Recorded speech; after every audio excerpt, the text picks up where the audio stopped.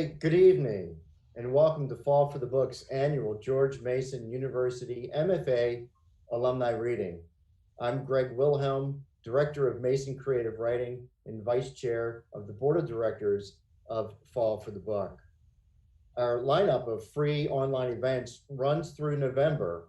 You can find the full schedule at fallforthebook.org, and be sure to follow us on Crowdcast, which you can do by clicking the Fall for the Book icon above this window and then clicking follow.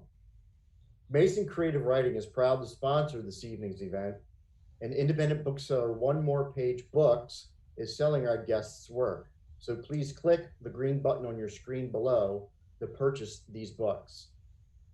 Without any further ado, let me welcome our four readers and four George Mason MFA alumni. Then I'll introduce them in turn to share a reading with you. And maybe you could say hi and maybe where you're zooming in from this evening. We have with us tonight novelist and short story writer Jessica Anthony.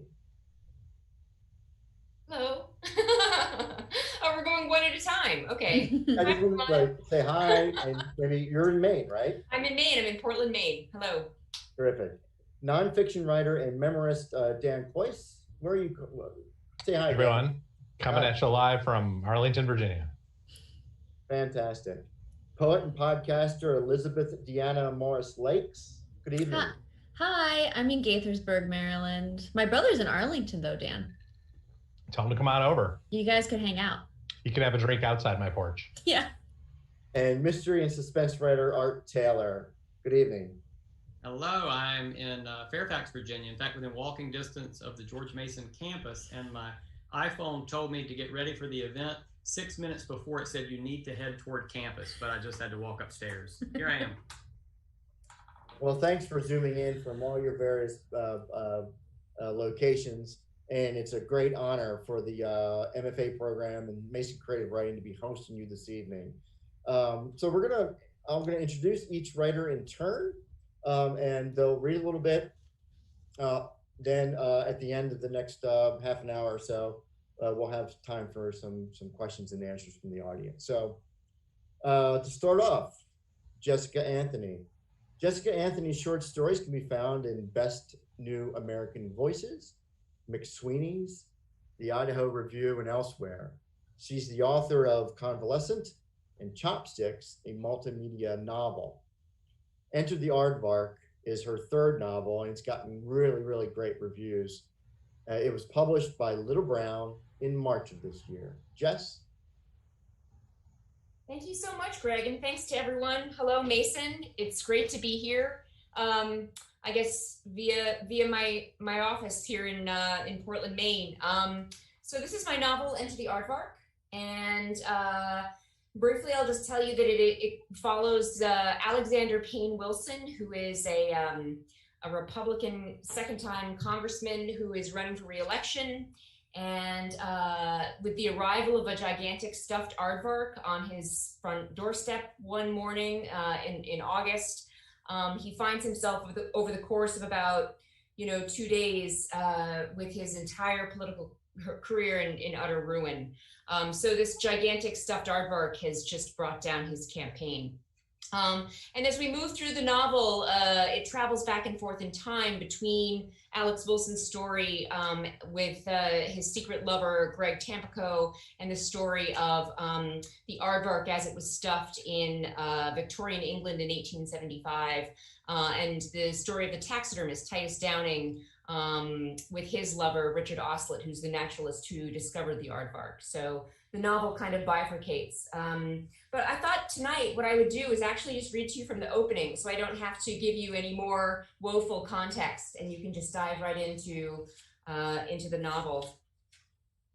It begins with an epigraph by the writer and philosopher Thomas Carlyle in 1850, who wrote, "One of the inevitablest private miseries is this multitudinous efflux of oratory and psalmody from the universal foolish human throat, drowning for the moment all reflection whatsoever, except the sorrowful one that you are fallen in an evil, heavy-laden, long-eared age, and must resignedly bear your part in the same."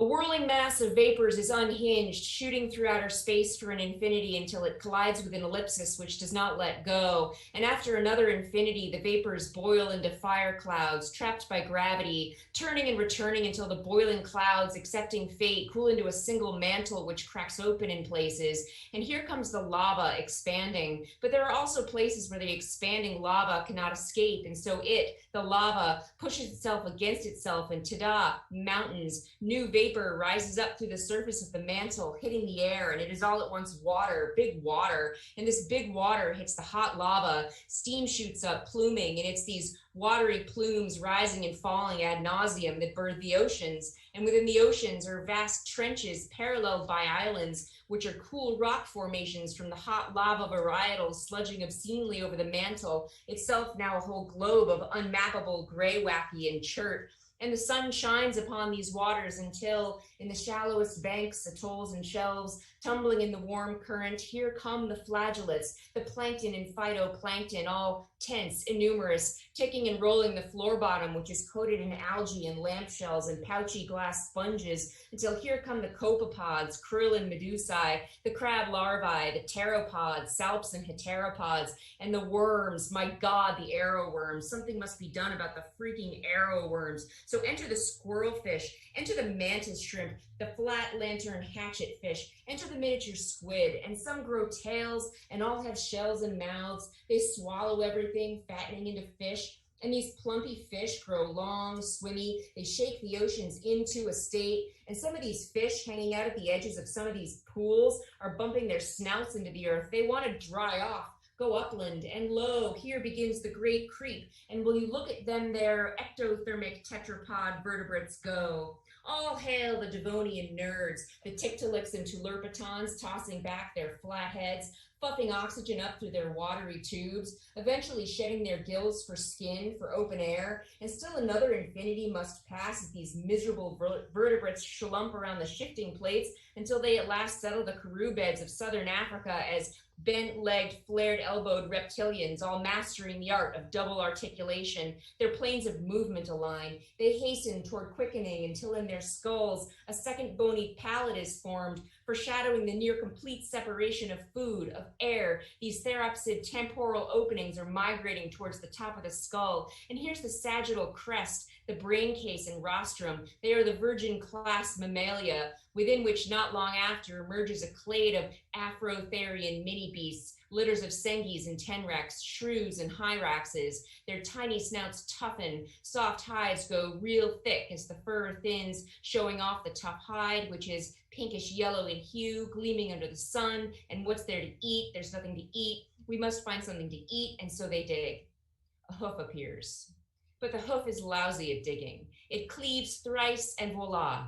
Lose the pollux, enter the claws, each a thick spoon. Enter the ears, long, soft, and tubular. Enter the buccal snout, twice as long as a pig's, half as long as an anteater's, but it is not an anteater's. This particular snout holds 9 olfactory bulbs, best of anybody out there on the grassland, stampeding the hot, bitchy tundra. And after another infinity, through the parallel evolution of a far less sturdy mammal, modern man, one of whom goes by the name Sir Richard Oslet, but what are names? And Sir Richard Oslet assigns to them in 1875, but what is time? The order Edentata, without teeth. Before realizing he's wrong, the creature is in fact Tubulidentata. The teeth are there at the back by the throat. These dentine tubes, they serve the tongue, which is itself slender, protractile, and covered with a thick viscous substance to which ants and termites clawed up from the ground will all, from here on out, helplessly adhere. Enter a Rictorapus into the log, Sir Oslet tells his assistant as he examines the claws. That's from the Greek. Do you know what it means? The young man shakes his head. Digging footed, says Oslet, with the ears of a rabbit and snout like a pig. But what to call it? He begins pacing. Enter the hare pig. The ears and snout tell us they're guided by hearing and smell. No, wait, enter the ant bear, he says. But that's still not right. He asks one of the African hunters what they call these beasts. Aardvark, the hunter says, and the hunter, black and handsome, does not know that his people adopted the word centuries ago from Dutch colonists as he points, earth pig. Sir Oslet nods vigorously. Enter the aardvark, he says, which the young assistant, a student of his in the Department of Naturalism at the University of Edinburgh, obediently enters. Chapter 1. It is August. Congress is in recess. You are not in recess. You are running a re-election campaign for the 1st Congressional District in Virginia. Your opponent's name is Nancy Beavers, and you have made up your mind that from here on out, there will be no more days off. If you are going to lose your job, it is not going to be to a woman. Not a woman named Nancy. Not a woman named Nancy fucking Beavers. So you had no intention of taking today off, but today there's a heat wave. Grids are out all over the city. Your grid is one of the ones that is out. The AC is not working. The internet is not working. The TV is not working. Nothing is working. You are not working. You are reposed upon a Victorian sofa, the color of canaries that your assistant purchased for you 3 days ago at a street antique fair for $1,900, flipping through the book Images of Greatness, an intimate look at the presidency of Ronald Reagan until you find what you're looking for. A photograph of the Gipper reclined upon a canary yellow velvet Victorian sofa. Important looking papers cross his chest. You have looked at this photograph many times. It is the reason why you purchased the sofa, and now that you have it, you are lying on the exact same sofa in the exact same position as Ronald Wilson Reagan. You turn the page. There is Dutch, the Gipper, on his ranch, riding a horse chased by piebald foxhounds, the paunch of his stomach outlining a lightweight denim cowboy shirt, and you bought the exact same shirt at the exact same antique fair, and how the flaps of his tan riding pants do crest the tops of his riding boots, you think, and consider sending your assistant to return to the fair to seek out those boots when the doorbell rings. Your doorbell is not a buzzer, it's something more ancient, like from the 80s. You wonder who it could be because no one ever comes to your door. Everyone always comes to your office. Then you wonder how the doorbell is working when nothing else is. The doorbell, you realize, is not attached to the grid. This freaks you out. It could be Rutledge or Olioke, you think, the 2 congressmen who stay with you during the week in the extra rooms of your townhouse near the Capitol while Congress is in session, but that's highly unlikely. Representative William Billy Rutledge D. is back on his farm with his wife and 5 sons. He left 2 days ago and won't be back till September. Representative Solomon Sammy Olioke R. is at some cottage with his wife and 5 daughters, some crappy cottage by some crappy lake, and Olioke leaves his crap everywhere in your townhouse. He's crappy at governing. He's from Rhode Island. He's been reelected 4 times, so even though he's a Republican, you kind of hate Olioke. The doorbell rings again. You have no wife, no children. You, like Representative Rutledge, are young, white, and handsome. However, you are a bachelor. You are fine with this. This was the hallmark of your first campaign, this and abortion. It's how people know you. But now that you are facing re-election, your aides are not fine with this. Your favorability rating is currently holding steady at 52%, which, although good, is not as good as it could be. And as of late, your aides have been telling you to find a wife. If you find a wife, they say, your favorability rating will improve, because although you are neck and neck with Nancy fucking Beavers, a middle-aged woman with an ass like 2 neighborly cast iron skillets who wears these unbelievable pantsuits, Nancy fucking Beavers is not fucking single. She has fucking children. Your platform is bachelor and her platform is children, and you are trying to wrap your brain matter around the fact that many people who should constitute your electorate will actually trust Nancy fucking Beavers more than they trust you simply because she has children, roundly discarding the fact that her only experience in government is losing a local mayoral campaign by a hair. When the doorbell rings a 3rd time, you go upstairs, you put on your bathrobe. Your bathrobe is navy blue with red piping and costs $398. It is monogrammed APW in chancery on the breast pocket and is Egyptian cotton from Bill Blass, Ronald Reagan's favorite designer. There's a picture of Reagan wearing the bathrobe in Images of Greatness from when he got shot. And you always feel pretty good wearing the bathrobe, which is why, even though it's so hot out, you put on the bathrobe. You wear an Oxford underneath. Like Reagan, even after he got shot, he wore an Oxford underneath. You are less of a man than Ronald Reagan, you know this, but no one will ever be able to say about you that your goals were not lofty, you think, as you return downstairs and open the door. And I'll stop there. Thank you. Thank you, Jess. Thank you. Next up is Dan Kois. Dan Kois is a writer at Slate. He's the co-author of the book, The World Only Spins Forward, The Ascent of Angels in America, and the author of Facing Future.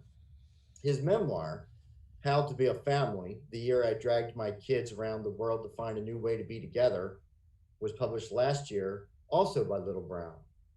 Dan, welcome. Hey, everyone. Thanks. That reading was awesome. Mine is not quite so cosmic at the beginning. Um, this is the book. It's called How to Be a Family. It is indeed the story of a year that our family spent traveling around the world trying to figure out how other people do family life. It now reads like science fiction, in as much as Americans cannot travel the world ever, possibly ever again. At the time, it seemed as though we were living a tale of gritty realism.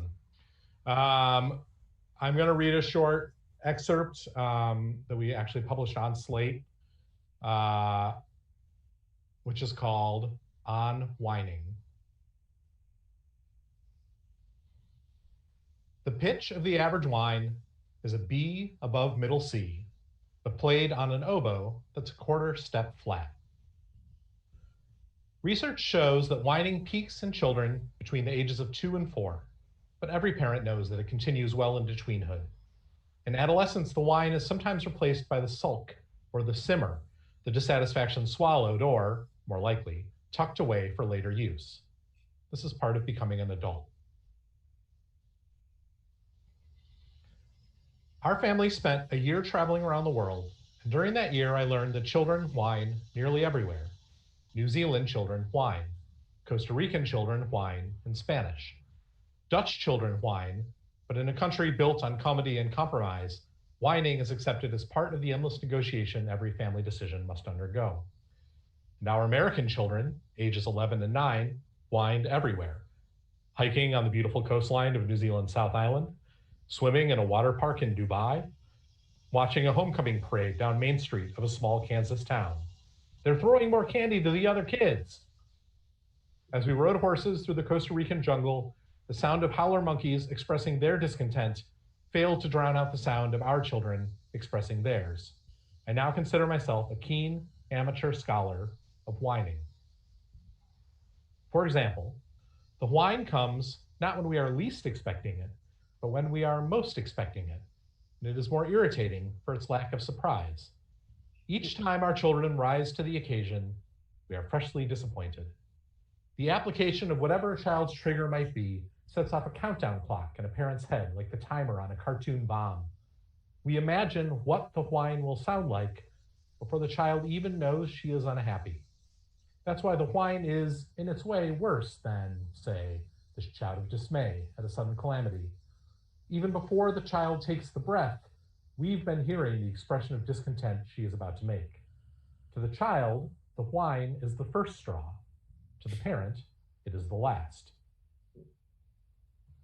In systems design, a single point of failure is a location within a system, a router, a segment of code, the failure of which will take the entire system down.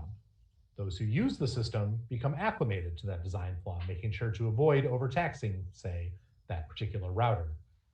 We parents know our children's single points of failure. For one kid, it's being hot.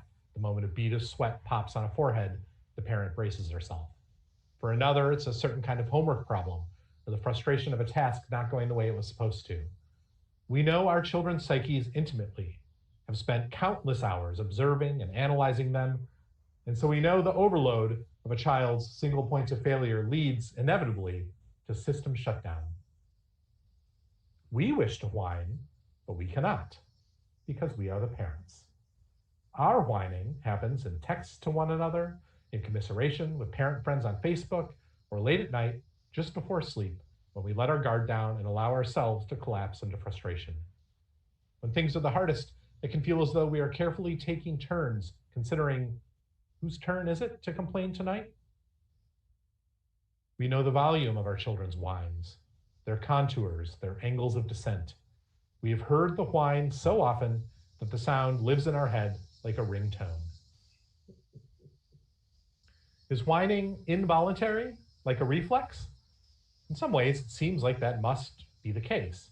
Whining can be thought of as the body's response to a stimulus, a spontaneous act, rather than a considered one.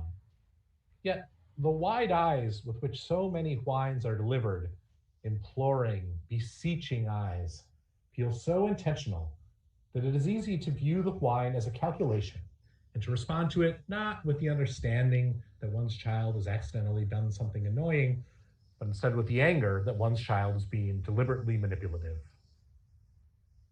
Do not reward whining, parenting books instruct us. If whining yields results, children will learn to continue whining in order to get what they want. But we can go months responding to whining with stone-faced constancy, and yet the whining doesn't cease.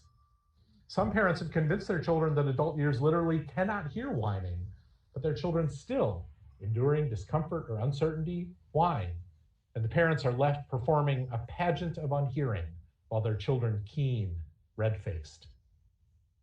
The idea that adult ears cannot hear the whining of children is not only an invention, it is the opposite of true. We really hear whining.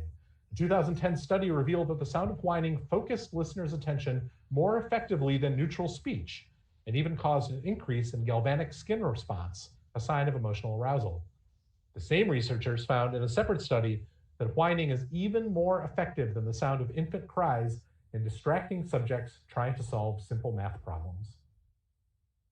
No one ever hears, though, a child whining from another room. That is because children do not whine without an audience, the person who might remedy the problem that caused the whine. A frustrated child gathers her frustration, carries it with her to the room where you are, and presents it to you as a gift. If a child falls in the forest, does she make a sound? No. We are taught that the ideal way to respond to whining is with exaggerated kindness. I understand that you feel upset because this isn't going the way you wanted it to. That must be frustrating. The resulting disparity between the emotion we feel and the expression we deliver seems emblematic of parenting, where so much of our energy goes toward battling our instincts in order to do that which is right. Needless to say, we fail at this quite often, and so our first response to whining is not infrequently, "Stop whining," a phrase that has never, in the history of human parenting, stopped whining. Whining is the sound of the devil's nails on hell's chalkboard. It is the resolute unfairness of the universe that is, most often, the true subject of the whine, not this vegetable or that homework assignment, that we live in a world in which all cannot be as we want it to be. Parents, for the most part, have grimly come to terms with this truism. Through hard experience, we have learned that asking will not make most things better. Viewed in this light, whining is an act of optimism. We think a child does not understand, but in fact she does not yet believe, that some unfairness cannot be remedied and some injustices have no hope of redress. Thanks, everyone. Thanks, Dan. I think it's brilliant that you and your family were able to have that experience prior to this year. So thank you for sharing that. It might go down in history as being a document of what it was like traveling with the family prior to COVID. The before times. Yeah, and I hope the whining has subsided a bit in your household. Good one. Next up is Elizabeth Deanna Morris Lakes, and her poetry has appeared in Always Crashing, The Rumpus, Cartridge Lit, Crab Fat Magazine, and Smoke Long Quarterly. She is also the co-host of the podcast The Smug Buds. Her debut collection, Ashley Sugarnotch and the Wolf, was published in April by friends of mine, actually, at Mason Jar Press, a fantastic imprint based in Baltimore. So welcome, Liz, to this reading. Hi, thank you so much. I'm drinking, I feel like I always say that they knew that they should publish me because they knew that I drink out of mason jars, but they didn't, but Brilliant. it felt right to me. So yeah, this is my book, Ashley Sugarnotch and the Wolf. I wrote most of this when I was at Mason, actually. I started it at Susquehanna, but I finished it at George Mason. And I don't want to talk too much about it because I just want to read the poems, but I do want to give you a sense of context, which is that because you won't actually be able to see the poems. So it's about two characters, the titular Ashley Sugarnotch and the titular Wolf. And all of Ashley's poems are prose poems. So they look like this. I'm sure you're familiar with what a prose poem looks like, but nevertheless. And then all of the wolf poems are either in a form like a villanelle or a sestina. You'll be hearing a sestina tonight, or they're in syllabics. So they end up looking like this. There's some other formal things going on. The wolf doesn't really use very much punctuation, for example. So I'm going to be reading 4 Ashley Sugarnutch and the Wolf poems, and then another poem that's happier because these are sad. So these poems are about, generally they're about cycles of violence and about toxic masculinity. Some context, because I'm not going to be reading those poems, is Ashley's mother was murdered by her father when she was 18 and about to go to college. And she and the wolf, who in waking hours is a human man, work in the same office. She's not aware of the wolf at all, and the wolf is like very aware of her. So I'm going to start with a poem called Ashley Sugarnotch is Not Interested in Love. I am not interested in love. Today I saw a wolf that had been hit by a car, but it looked like he had been eaten by a car. The blood looked like a giant bow on a brand new vehicle, except it was tying the road closed. See, that's way more interesting than hearing an anecdote about how I tenderly, under many blankets, held hands last night with someone I had very much wanted to hold hands with for a very long time, which, in actuality, I did not. Instead, last night, I watched a documentary on giant squid. Giant squid have teeth-rimmed suckers, hundreds of tiny crowns. I thought about holding hands with the squid under the water, no scuba suit required, the water around our hands blossoming into roses. I am not interested in pursuit, in making memories. I saw a movie once where 2 people licked each other's faces and then cut off slivers of the other's legs. In the end, they turned into whales. It was supposed to be a movie representing marriage, but those 2 people from the movie got divorced. And now that I know that, I want to watch it backwards to undo it. That's what I want. My body undone, untransformed.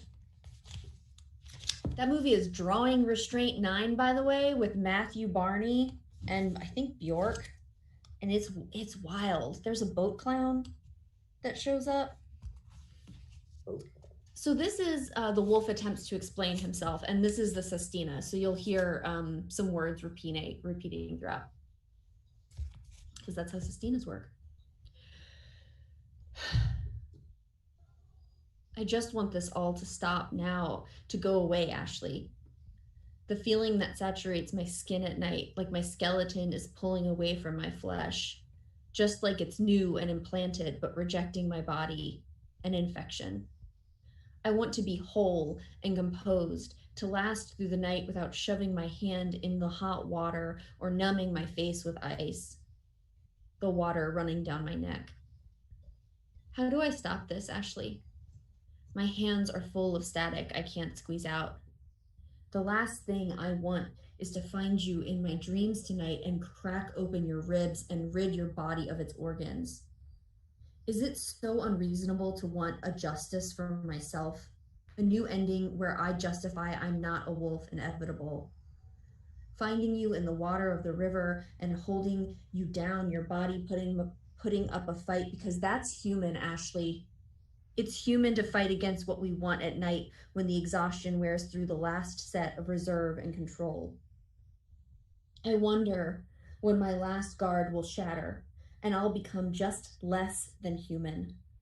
The other, unrecognizable at night and willing to be held in straits beneath the water until I can no longer breathe.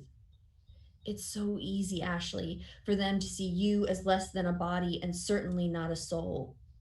They won't see my body full of electricity and my hands in fists trying to last against the jerking muscles and teeth bitten on my tongue.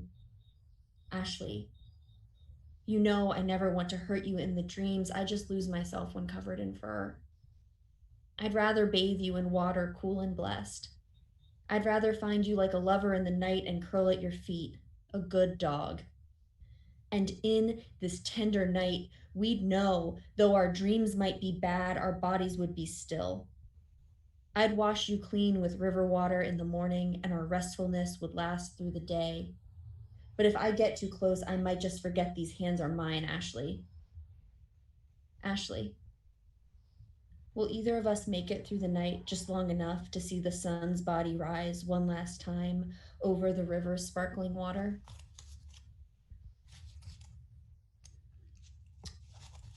This is Ashley Sugarnotch Feels Awful. It's inappropriate to take naps at my desk.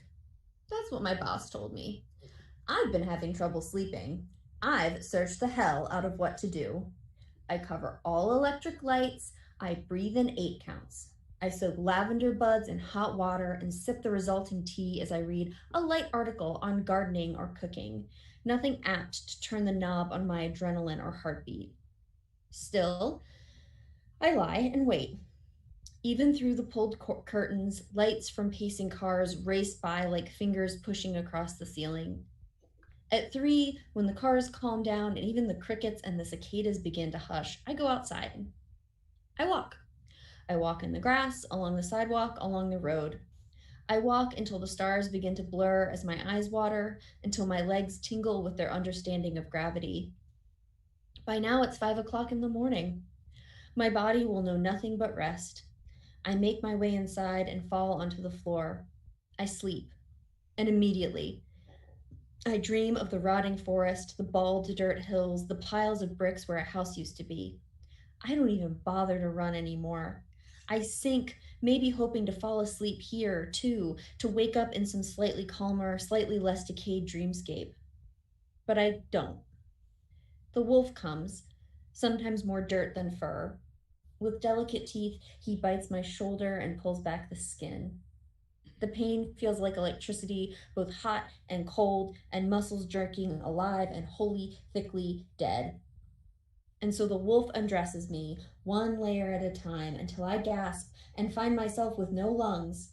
And when I try again, my lungs fill. I am in the living room, crumpled on the carpet, itchy with sweat. What is one to do when left with pain like that? At the cafe near me, they have a drink called the Shaky. It's not on the menu anymore, but I started ordering it. 6 shots of espresso topped off with dark roasted coffee. My muscles vibrate after these, alive and shuddering in some way that is separate from myself. But then they move. Then they find their way to my desk, my work, the emails and meetings. But the wolf, I feel him waiting beneath the surface, waiting to strip me into pieces and call me his. So the last poem of the wolf, of Ashley Sugarnotch and the Wolf I'm going to read is called The Wolf, A Shadow Manifested. This is my husband's favorite poem because the first 4 lines he said to me when he woke up one morning, and I immediately wrote them down and took them. I took them for myself.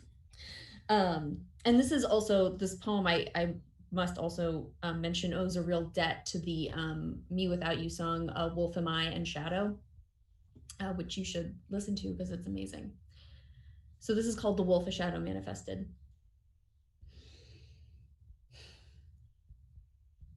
I died on a ship last night in my dream.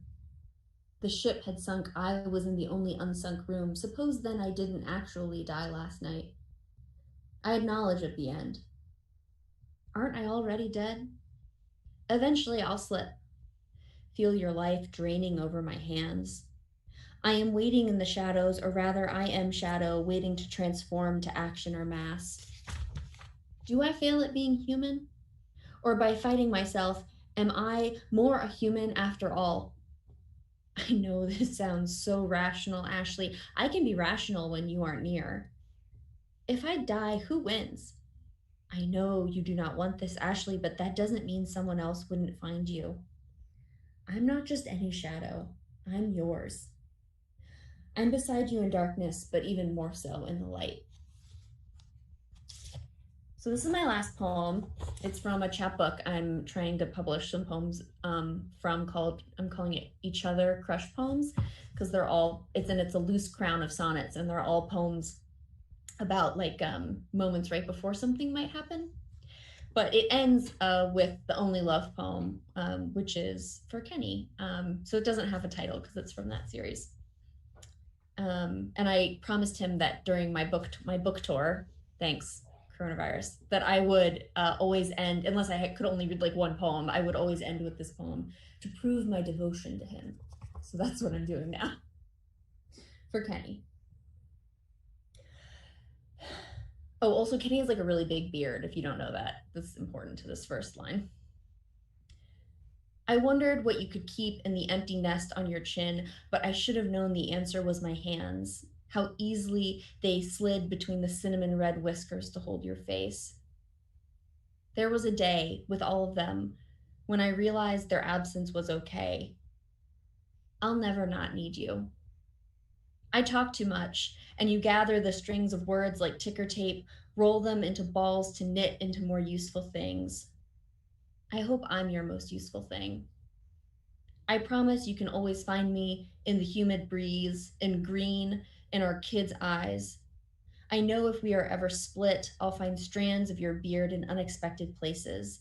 A long closed book, my underwear drawer, my mouth, until I find it with my hands again. Thank you.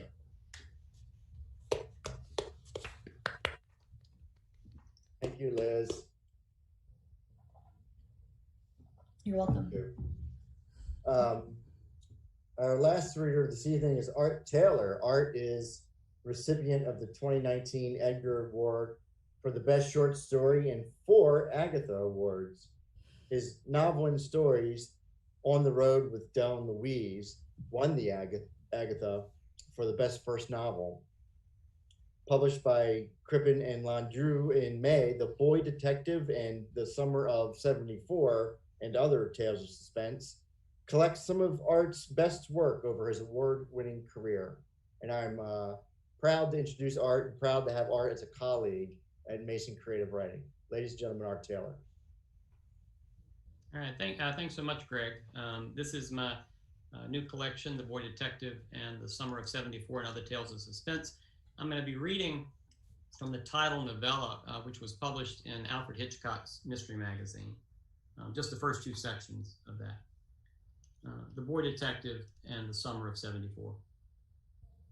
That summer, the summer of 1974, all the boys in the neighborhood wanted to be Evel Knievel. John especially, who'd gotten a brand new bike with chopper-style handles for his birthday. He and his younger brother Paul and I, like a brother myself, raced constantly around the hot asphalt of the small block where we lived. We built rough ramps out of old bricks and leftover plywood. We jumped Tonka toys, a rusty wagon, a battered big wheel. Other times we tried to be like the $6 Million Man, sprinting from yard to yard, mimicking with our lips that metallic reverb that meant we'd engaged our bionic powers. We liked Kwai Chang Caine from Kung Fu too. And Paul sometimes thrashed his arms in karate chops as we wandered into the woods and fields behind our neighborhood, land that my father owned and that he was waiting to develop, same as he had built each of the 9 houses that made up our small corner of that North Carolina town. It turns out that while we aspired to be Evel Knievel or Kwai Chang Caine or the $6 Million Man, my father had his own ambitions for me. That was another thing about that summer. But one dream was mine alone. Secretly, I wanted to be Encyclopedia Brown, and the summer of 1974 offered the chance for that dream to come true. We found the first bone about mid-morning one day in late June, the sun already high and the heat rising too. Meat still clung to it, chunks of muscle, scraps of reddish-brown hide. The smell had drawn us to the small drainage ditch that separated John and Paul's yard from the road, and as soon as I saw it, I had rushed home to get the Polaroid camera my father had forbidden me to use, the camera I'd begged my mother not to reveal that I'd borrowed. It's a mystery, I'd told her. I need evidence. Please don't tell. Please, Mom, please. It's not a leg, Paul said as I photographed what I already thought of as the crime scene. What do you think it is, stupid? John said. An arm? He gripped those chopper-style handlebars of his bike. twisting his wrists back and forth like he was revving an engine. I'm not saying it's an arm, Paul said. I'm saying it's not a leg, not a human leg. And then under his breath, idiot. He puffed up his chest. He wore a Keep On Truckin' t-shirt, his favorite, which seemed to give him courage. Animals have legs, Christine pointed out, reminding us that she was there, the new girl in the neighborhood, the one we didn't yet know what to do with. Red hair and big moony eyes and this slack-jawed look like she was being surprised every minute of her life. When she'd moved in after the end of the school year, a military transfer, her father overseas already, our mothers had warned us to play nice. Who asked you, they shouted at her, and we're not stupid, and we know animals have legs. Christine peered over my shoulder. What do you think it is, Cooper? She whispered, close enough that the front of her shirt brushed against me. I think it's a cow, I said. The upper leg, I thought, but I didn't want to get John and Paul started again. Shank, I would have said, and I wrote that word later on the photo once I'd learned it. Looks like a dog or something gnawed on it. It stinks, Christine said. Girls stink, Paul said. It was probably Frisky, John said, and we all looked over toward the pen in Mr. Futrell's backyard. Old man Futrell opens his pen after everyone's gone to bed. Protection for the neighborhood, Mr. Futrell had claimed, bristling if anyone argued about it. The dog's real name was Buster, a big Doberman who liked to jump up on people, throwing his weight at them. He's just Frisky, Mr. Futrell explained, bristling when people complained about that too, and the name had stuck. Frisky seemed to be sleeping. I took a picture of his pen. But where did he get it from? I asked. You think Frisky dragged the bone from one of those fields over there? Cows wandered inside an electric fence up a dirt road just off our neighborhood, 1/2 mile tops, an easy walk. Once, we dared one another to see who could keep their hands on the hot wire the longest. Wouldn't there be a trail of blood? Paul asked. Somebody could have thrown it from a car, Christine said. John snorted. Paul rolled his eyes. Don't you think we'd have noticed? John said, but I thought she had a point. I stared at the bone and then took pictures of the grass browning around us and the treehouse that none of us used anymore. John and Paul's decision that, ever since their mother said they couldn't keep Christine out of it. I took pictures from various angles, gauging from each the distance someone would need to have thrown the bone. All of it spelled danger. Memories of danger suddenly everywhere. The spot where Paul lost one of his G.I. Joes in another drainage ditch, the place where a bike ramp slipped and John ended up with an oozing pavement burn, the black circle where Mark Sebastian had set his family's yard on fire with a Roman candle, the boxwoods that Mark and his friends had hidden behind one Halloween, waiting to jump out at us. Over at my house, Milton, the yard man, unloaded the riding lawnmower from the trailer, ready to mow our grass and then several more yards in the neighborhood. And that prompted the memory of my father's story about a man who lost his arm to tractor blade. Christine jumped when Milton cranked up the mower. It woke Frisky too. He barked at Milton, stalking the length of his pen and back. I closed my eyes then and tried to concentrate, tried to imagine the middle of the night, moonlit, the houses quiet, and someone carrying a bone. But all I could see were red splotches, that high morning sun beating through my eyelids. All I could hear were Frisky's frantic barks and the roar of that mower and John urging us to give it up. Come on, it was time to race our bikes. And then from the Sebastian's house, I heard laughter and the slam of a car door, and I opened my eyes. A Mustang pulled out from the driveway, the car packed with teenagers, Mark Sebastian in the driver's seat. Instinctively, I raised my camera and snapped a shot. The car had sped away long before the picture developed, but I was left with that image of Mark's face glaring at us through the open window and the sudden knowledge, solid if unsupported, that he was the key to whatever we were looking for. Thank you. Thank you, Art. I have a couple quick questions for each of you, and while we wait to see if there are any questions from the audience. So these are going to be quick, responsive answers. I'm going to start with Jess. Jess, in one of the reviews of Enter the Aardvark, a reviewer called you an AS Biot with a demented sense of humor. Did you read that one? Do you know what that means? Do you have any reactions to that? I mean, I'll take it over weird, which is what usually happens. Yeah, no, I mean, it's thrilling to be described that way. Sure, I'll take it. I mean, I don't know, I guess with this novel, but I was thinking about this novel in terms of the other fiction that I've written since Mason, and I have to say that my interest is I'm developing a habit and a pattern, which is to say, I'm curious to kind of reimagine histories and to rethink the role of satire in history and to play with a kind of blown up lens in a, any various historical time period that happens to capture my interest. Right now, I'm actually thinking quite a bit about George Washington, and I have a residency down in at Mount Vernon for a month in the spring. So I'm going to be researching and living at the estate, which is really thrilling and exciting. And so yeah, I mean, I guess my interest there is just to say, like, taking kind of tropes and various mythologies of certain time periods or characters and breathing some new life into them, in some way, and finding some way to, offer up perhaps some kind of a commentary on the way that we live now by reexamining the past. So I guess that's how I might answer that reviewer's description. But I mean, I also just tell people that I write absurdo realism. I mean, that's the only way that I can really define it. But yeah. Cool. You just invented a new genre and category. So that's sure. I mean,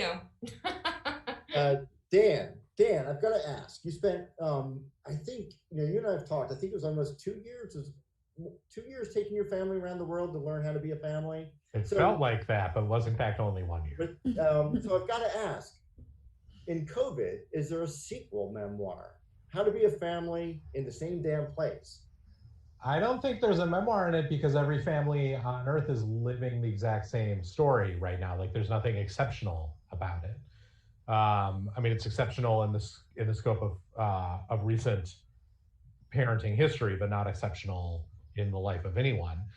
Instead, I sort of feel as though everyone I know has sort of started to live a version of what we lived in that year, of exceptional closeness for good and for ill, and having to learn to entertain and deal with each other 24/7, which is a thing that you don't really understand how much contemporary family life depends on not having to do that until you are forced to do that. Right. Thanks. Hey, Liz, for you, I just got to go back to that comment you made about a boat clown. You mentioned something about a boat clown. And oh, yeah. Yeah, so both of which scared me. Clowns more than boats, but what's the boat clown all about? I wish I could tell you. So Drawing Restraint 9 is a movie that was put out by Matthew Barney, and it was about his marriage. And there's like no dialogue. The like brief amount of dialogue is Matthew Barney saying to this tea master, like, tell me about your boat. And then he says a bunch of stuff in another language. And then they're like turning into whales and underneath in like the lower levels. And there's this boat clown that shows up. These children have created a sculpture out of shrimp and concrete. And this boat clown shows up and fills the sculpture with like wax, like a mold, I guess. And apparently this film was only supposed to be produced on actual film so that it would degrade over time. But I think people have made digital copies, so you should be able to watch it. It's wild. And the first time I saw it, I was 18, and it was at a midnight showing, and it's like 3.5 hours long. And I was just like, the whole time, I was just like, what is happening? Do other people know what's happening? Because I am a youth and I do not. One of the greatest jobs on earth must be the person who does the descriptive audio for the visually impaired for Matthew. Oh my God. And there is, I Googled it later. I was like, there's a boat clown, right? Yes, it is described as a boat clown. Wow. That's crazy. I'm going to have to check that out. So Art, you won the Edgar in 2019 for a short story that, you're so close to the program and being a teacher of writing. So let's, that great short story was all about a scenario that involved workshop. Yeah, can you just briefly a little bit about 398? Yeah, the story is English 398 Fiction Workshop, which of course is, for those people who've come through the program, is the course number for Fiction Workshop at the undergrad level. And you know, I kept thinking about sort of the kind of standard advice that keeps getting churned up in fiction workshops and in craft books. You know, add sensory detail, start your story very quickly. You have to have rising plot and conflict and those sort of things. And it just crossed my mind, what would happen if there was somebody that sort of kept all those in their head as they were trying to write, and then we saw a draft unfold with kind of punctuation reminders. You know, here's a couple of paragraphs, and somebody says, wait, add sensory detail, and then get your plot moving, and to see where it went. And then I thought about like seeing that play out, of course, in some of the dynamics of an actual fiction workshop, where there are the tensions between, we've been in the workshop situation before, somebody very critical of something, somebody overly effusive about it, and then of course is at the core of it is this dynamic between the professor and the student, which takes what one of the workshop participants calls like a lifetime movie turn, and hopefully it's fun overall. It really was mostly an experiment in structure, but I did enjoy how it turned out. I'm glad that others did as well. Thanks so much. So by way of closing, I just want to announce to everyone who's listening out there to Fall for the Book on Facebook or YouTube or Crowdcast that we're actually celebrating our 40th anniversary since the founding of the MFA program in 1980. And we're going to have a lot of more programs and celebration throughout this strange online virtual year, with a big announcement coming soon about the program. But I also want to make everyone out there aware, and especially our four guests tonight, that my predecessor, Bill Miller, is on this Crowdcast with us. And Bill was the director of this program for, I think, nearly 30 years. Founded in 1980, Bill was the director for 30 years. And I'm humbly his successor of this great program that he and so many others created. And I'm humbled and honored to be carrying it forward. So thanks, Bill. I know you're out there listening to us. Bill, hey, Bill. So lastly, I just want to thank Jess, Dan, Liz, and Art for joining us this evening and being great representatives of the Mason MFA program, but just fabulous literary artists. And I wish you all well in the future. Thank Thank you. you so much. Thanks, Greg.